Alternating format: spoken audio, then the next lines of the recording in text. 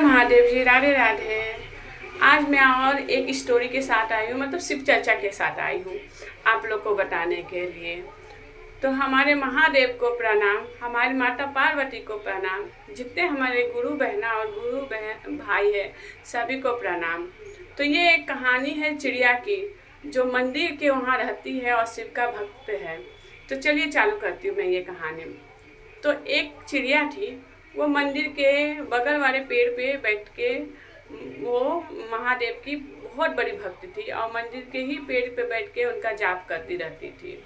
नमः शिवाय नमः शिवाय नमः शिवाय करती रहती थी। उसके ही बगल में एक और पेड़ था, उस पर कौवा बैठा हुआ था। तो कौवा है ना, बहुत बदमाश था, वो हमेशा शरारत करता रहता था और चिड़िया को परेशान करता रहता था। चिड़िया को मजाक में बोलता था, नमः शिवाय जाप करती रहती है, इससे क्या होगा तेरा, कुछ नहीं आया होगा। कभी शिकारी आया तो तुझे पकड़ के ले जाएगा और तू कुछ नहीं कर पाएगी, छोटी सी चिड़िया है, क्या कर पाएगी। तो फिर भी वो उसके बात को ध्यान नहीं देती थी और नमः शिवाय का जाप करती रहती थी। दिन भर जब वो चिड़िया जाती थी चावल या दाने कुछ भी चुगने के लिए, वो लेके आती थी तो खुद भी खाती थी और उसमें से मंदिर में घुस के शिवलिंग पे भी चढ़ा देती थी।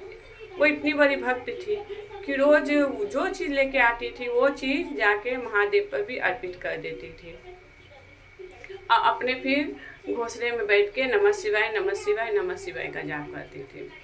कौवा रोज देखता था, रोज परेशान करता था, रोज पूछता था, इससे क्या होगा तेरा, इससे नमः शिवाय बोलने से क्या होगा तेरा। चिड़िया बोलती थी, देख लेना क्या होगा, आगे देखो क्या होगा, वो आप खुद ही देखोगे। फिर नमः शिवाय करने लगती थी। वो कौवा हंसने लगता था कि देखते हैं क्या होता है। तो एक दिन सही में शिकारी आया और पिंजरा में उसे पकड़ लिया चिड़िया को। कौवा हंसते हुए बोला, देख नमः शिवाय करती थी, शंकर भगवान क्या किए, आज तू क्या बोलते हैं, देखो चिड़िया तुझे तो शिकारी ने पकड़ लिया, अब तेरा हाल क्या होगा, तुझे तो ले जाके बेच देगा। तो फिर भी वो उसके बात को ध्यान नहीं दे रही थी और नमः शिवाय का जाप करते जा रही थी। शिकारी उसे लेके जा रहा था, कौवा भी साथ में उड़ते हुए थोड़े दूर तक उसको चिढ़ा रहा था और कर नमः शिवाय क्या होता है नमः शिवाय करने से। फिर भी वो चिड़िया उसका बात को ध्यान नहीं देती थी और नमः शिवाय का जाप करते रहती थी। फिर खूब जोर से तूफान आई, आंधी आई, कौवा तो उड़ के कहाँ चले गया पता नहीं, क्योंकि उतना वो तूफान आया कि और वो जो शिकारी था, जो चिड़िया ने को पकड़ा हुआ था, उसके भी हाथ से वो पिंजरा छूट गया और पिंजरा अचानक में खुल गया और चिड़िया उड़ गई और मुक्त हो गई। फिर उसके बाद वो वापस वही पेड़ पे जाके चिड़िया बैठ के नमः शिवाय कौवा बोला, ये नमः शिवाय का आवाज़ फिर आ रहा है का, उसको तो पकड़ के लेके चले गया था, तो ये कहाँ से आया। वापस जाके उसके घोंसले में देखा तो चिड़िया नमः शिवाय का जाप कर रही थी। तो बोला, तू कैसे बच गई, तुझे तो लेके गया था शिकारी। तो बोला, यही तो विश्वास है, यदि महादेव पर जो सच्चे मन से विश्वास करता है ना, महादेव उसकी हानि नहीं होने देती है और उसको खुद वो सुरक्षा रखते हैं। महादेव वो जो आंधी तूफान लाए थे वो मेरे रक्षा के लिए लाए थे। महादेव किसी जरिए से कैसे भी अपने भक्तों का कुछ हानि नहीं होने देते और उसके अच्छाई करवाते हैं। तो देखा नमः शिवाय करते होने का क्या फल हुआ कि आज जो मेरा जान जाने वाला था, जो मुझे बेचने वाला था, उससे मैं मुक्त हो गया।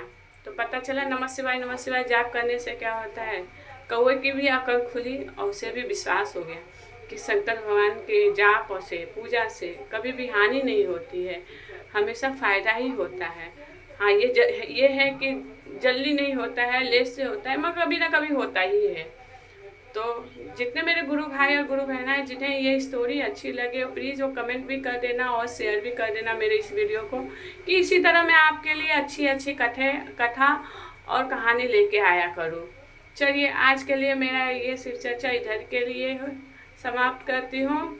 पार्वती पति हर हर महादेव, राधे राधे। सभी का मंगल हो, सभी पर महादेव का कृपा बरसते रहिए। चलिए आज यही समाप्त करते हैं।